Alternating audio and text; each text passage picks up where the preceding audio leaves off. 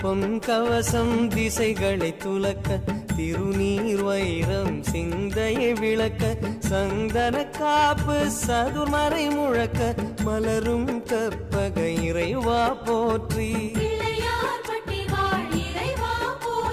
கலியுகம் காக்கும் கணபதி நாதா வலம்புரி நாதா அபயம் அபயம் அபயம் அருளும் இறைவா போற்றி